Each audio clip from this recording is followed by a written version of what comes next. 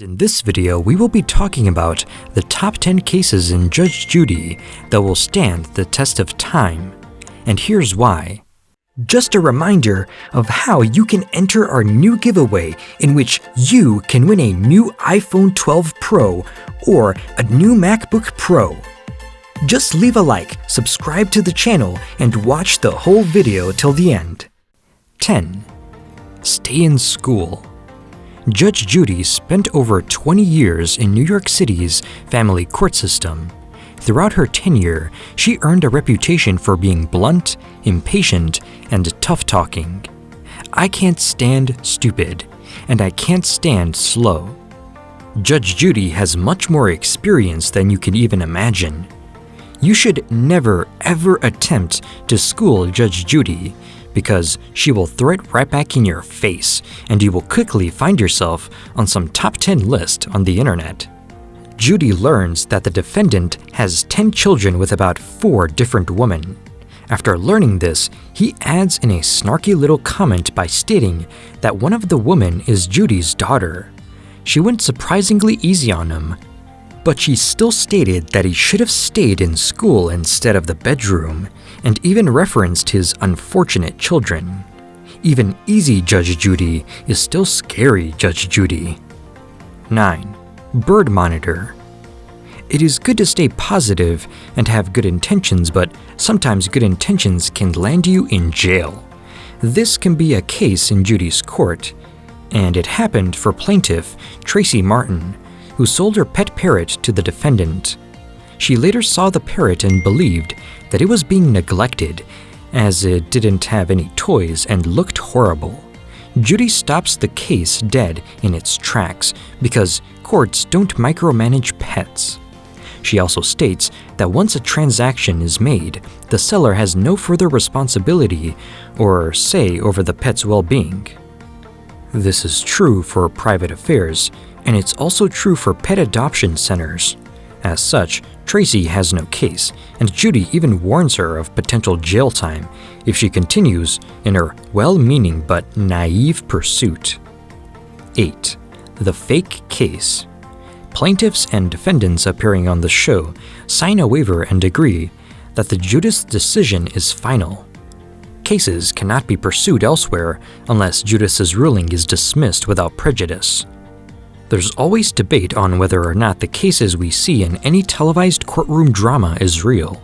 Some may argue that cases in any television courtroom drama are scripted, and it's not their fault because most of the things we watch on television are scripted and well planned. While the jury will always and forever be out on that one, we can say with utmost certainty that this particular case is an absolute work of fiction. In an interview with Vice in 2014, it's revealed that the case about smashed TVs and the tragic death of a cat was made up purely for the settlement money and free trip to LA. There was no fight and, thankfully, no dead cat.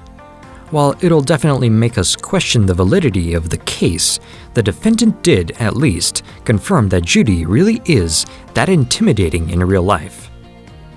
7. It's not the same dressing. Customer service with a smile, extra dressing, and vandalism?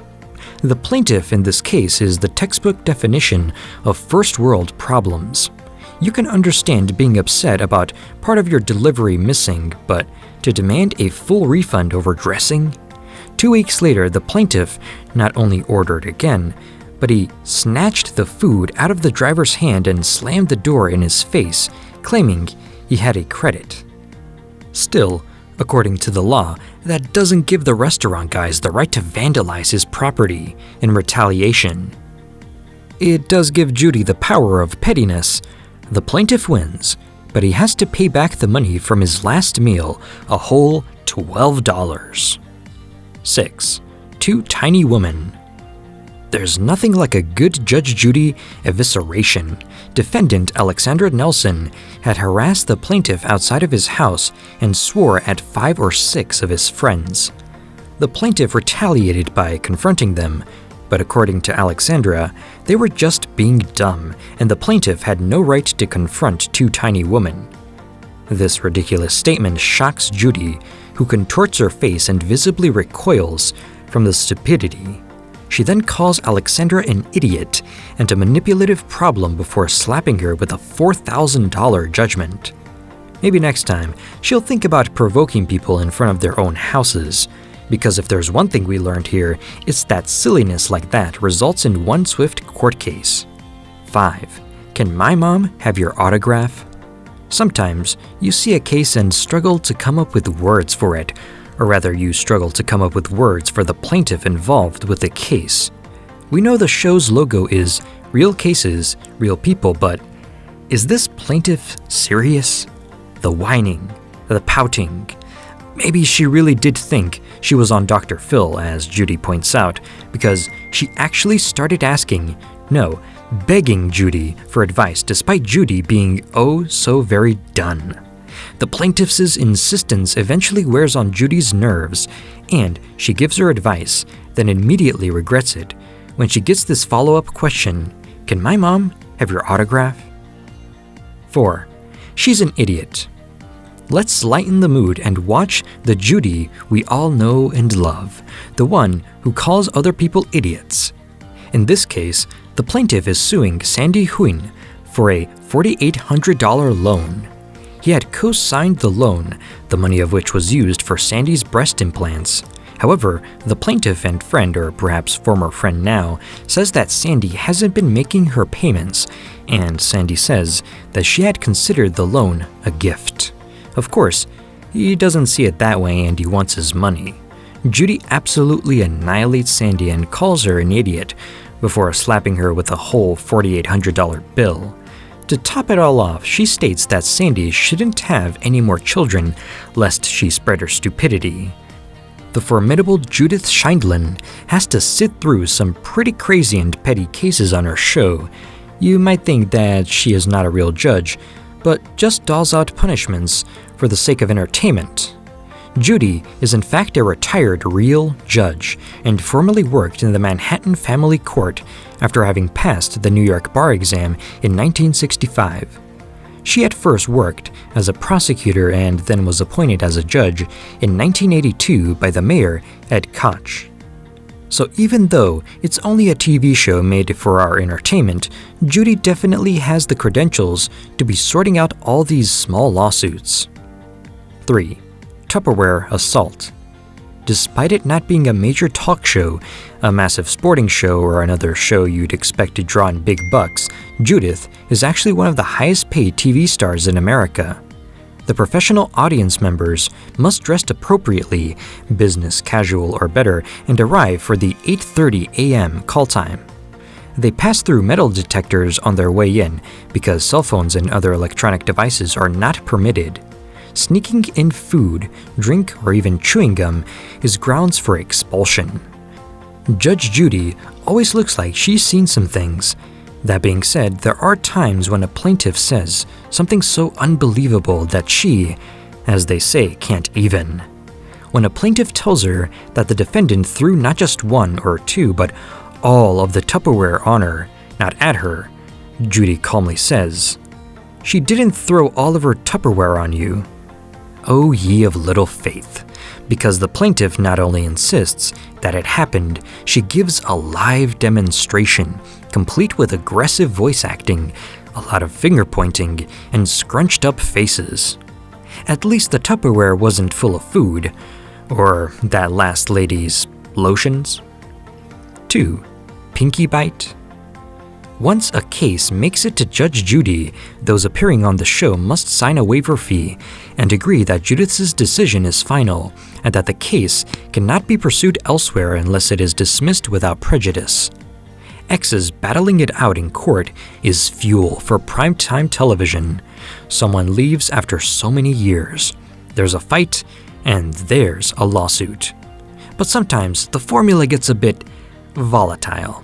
After 13 years, the plaintiff's relationship came to an end when her man started dating the defendant. Cue drama between the two women, which came to a head one day after dropping the kids off at school. What's truly astonishing about all of this is that this wasn't even a recent breakup. It happened 8 years prior, and the woman had been enemies ever since, leading to a fight so vicious that the defendant bit off the plaintiff's finger. Before we bang the gavel, let's hear the opening statements of these honorable mentions. Losards, silence is golden. Horse, counterclaim, the most careful driver. 1. Venison will get you nowhere. Though Judge Judy takes pains to make you believe that Sheindlin is sitting in a courtroom in New York, the show is filmed on a sprawling lot off Sunset Boulevard in Los Angeles. The set is mostly burgundy with wood-paneled walls and gold-plated lamps and wall sconces, and of course, she has all the rights to do so. But people still think that the show takes place in New York. When will people learn? When will people learn that you have to get permission before you take something from someone else, even if you supposedly take it all the time?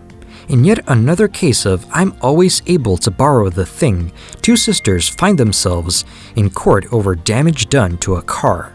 The defendant got into a wreck with her sister's car, crashing into a deer, but since she takes the car all the time and has helped her sister sometimes, she thinks she should be in the clear. At least, she was nice enough to offer some of the deer. Yes, the deer she hit with her sister's car. Yeah, you're still going to have to pay back that $1,300. If you watched the video till now, we are sure you liked it. Please drop a like and subscribe to our channel and click on the videos flashing on your screen for more entertainment.